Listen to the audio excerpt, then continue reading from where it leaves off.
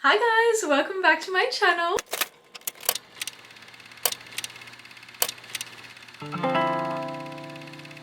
I cannot believe it, but January is officially over. It was definitely like a weird month. I feel like I was super busy, but I wasn't necessarily like progressing any further. I don't know, maybe it was just me, or maybe it was the placebo effect from the astrology videos that I was watching. But one thing that got me through, finding new obsessions that I can't stop using, watching, reading, or listening to. So today I am sharing with you all of my favorites from January and what I'll be taking into February with me, aka what you need to try this month. So let's get into it.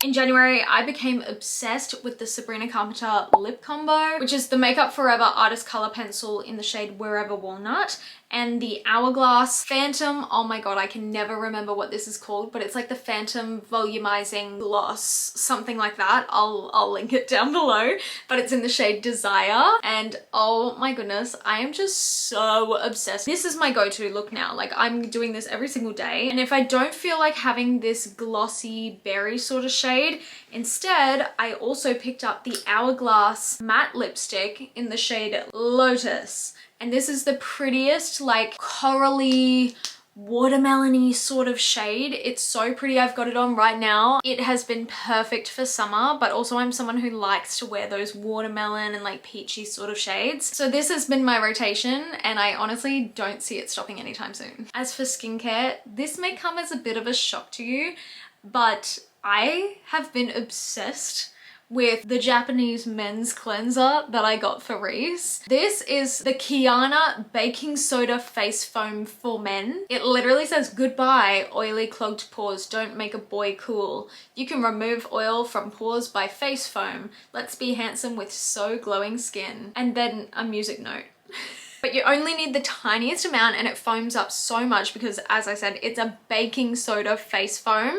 It makes your skin feel like almost like rubber once you wash it off. It's that clean. So you need to make sure that you moisturize after using it. But man, if I am ever having a breakout, this is what I use. To be fair, I've been using this like every day, twice a day. Considering it pulls so much out of your pores, I don't think you should use it twice a day. It's kind of like a charcoal cleanser. They say only use that sparingly, but like, it's so you know what, I just say, if you use a moisturizer after, it can't be that bad, right? It literally takes away pimples within like a day or two, so definitely recommend getting this. Now, I've had 3 fragrances on my rotation for January. First up is the Rare Beauty Fine Comfort Body and Hair Fragrance Mist, and oh my god, it smells so good. Also, it's so fine and light because it's a mist, but oh my goodness, it just smells like peach, and it's so fresh, and it's just floral, and it's not too sweet, which is really nice, especially when you're just like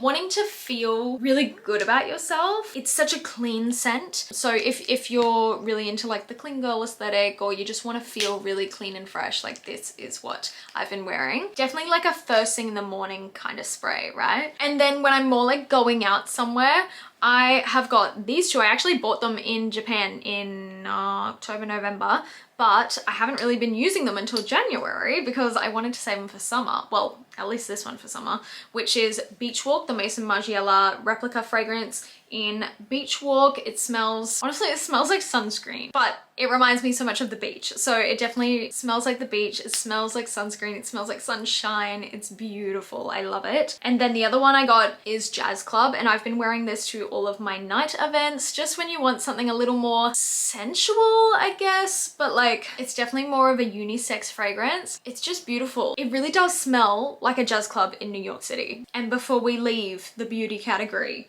I'm also going to add in this bad boy here, the Rare Beauty Fine Comfort Bouncy Body Cream. It's the same scent as this, but my goodness, this is the most beautiful like moisturizer. I've been using it specifically on my chest and my neck because when I spray tan, it tends to come off really dry in these areas, and it makes my skin feel so plump, but it also just smells so nice. So I love it. I put it on before I go to bed, and I wake up and my skin's feeling super supple. Ugh, I hate that word supple, but like literally it feels supple. So good. Last month for the Hot Girl Book Club, we read The Guest List by Lucy Foley. You may have seen a bit about this when I did my Hot Girl Book Club vlog. I rated it 4 stars.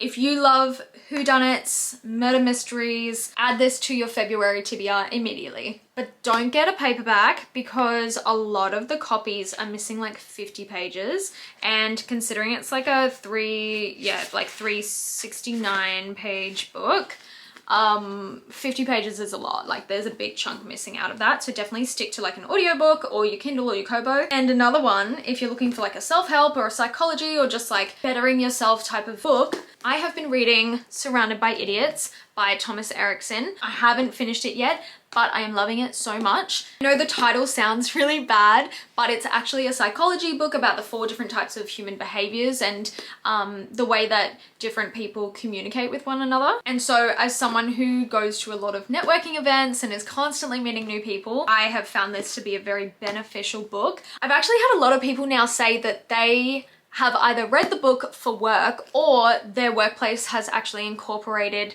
teachings from this book into the workplace, either for the sake of being able to communicate between each other and know how each other work the most effectively, or for clients and customers, like learning how to understand what kind of person that is and how to best cater to them. So although I'm not done yet, I highly recommend picking this book up. I got it on Amazon. I think it was like, I don't know, $14 or something. If you've read either of these, tell me your thoughts or drop your current read in the comments and I will add it to my list. Another soundtrack of my January was of course Messy by Lola Young. It's just the type of song that you can play at any time. Like I've been playing it first thing in the morning just to get out of bed and like dance around. But you can also play it when you're angry, you can play it when you're happy, you can play it when you're working, when you want to have a dance party, when you're working out. Like it's just so good and it's so relatable. Oh my god, it's so relatable. I love it. I also saw a few live performances in January. Grease, Six the Musical, and Leon Bridges, which they were all incredible. But it was so good because it reignited my love for the music from each of them. And I also got Leon's new vinyl, so I'm gonna have to open that up soon. Let me know if you want an unboxing.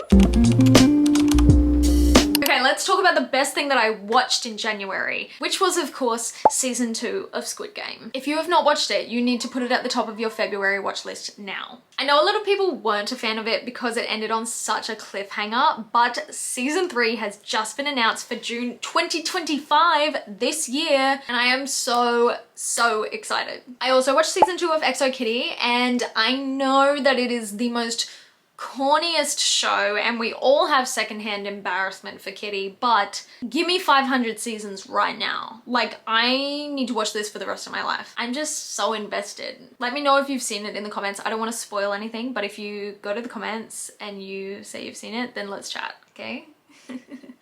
I hope you're all thinking the same thing that I'm thinking, in the sense that we want her to be with the person at the end of the last episode, right? Like I can't spoil anything, so anyway. As for films, I watched The Last Showgirl in an early screener, which was really cool. The film was amazing. I loved watching Pamela Anderson in it. I think that this role is honestly redefining her career. I have filmed a little review for Instagram and TikTok. The TikTok one is slightly longer, but both of them were too long to put on shorts. So I apologize for it not being here, but if you want to hear more about that, head to Instagram or TikTok to watch those. Also, Companion was so unhinged and so funny. It looks more like a psychological thriller or a horror film, but honestly, it's like a dark comedy. It was so funny. So I highly recommend that. Maybe go see it for Valentine's Day or something. That could be really fun. First up being my Wicked Emerald City journal. Not only is it absolutely stunning and it's like faux leather, got the cute little like hot air balloon bookmark, but it's also like really thick paper. So it's really nice to write on. I've been journaling so much more this month just simply because of how much I love this journal. Like I want to just like touch it every day.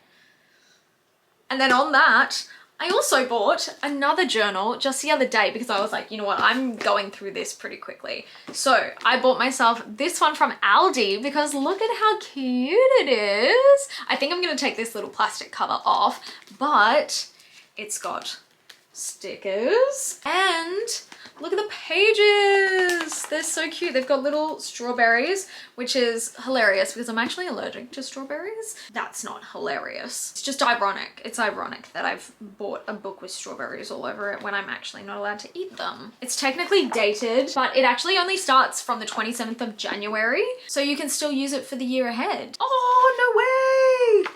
Oh my God, I didn't even see this. It's actually got like, at the start of the journal, you've got like shows to stream, favorite websites, books to read, places to go. Oh my goodness, it's like this video that we're filming right now, but they've put it in a journal form. But yes, I don't think I'm going to actually use the dates just because I tend to write more than just one page at a time. But yeah, this is gonna be my next journal after I'm done with this one. I'm not sure if I said this, but it was $7 from Aldi. If you're in Australia and you can get to Aldi, they are still there, and there's actually heaps to choose from, and they've all got like this cute little like fruit design. And that's a wrap on my January favorites. If you try any of them, let me know in the comments, and also let me know what your favorites have been from January, whether it's a book, a beauty product, a song, or even just a really good habit that you've picked up and it's really bettering your day. I always love hearing your recommendations. So thank you so much for watching, guys. Make sure you like this video and subscribe if you haven't already, and I will see you guys in the next video. Bye.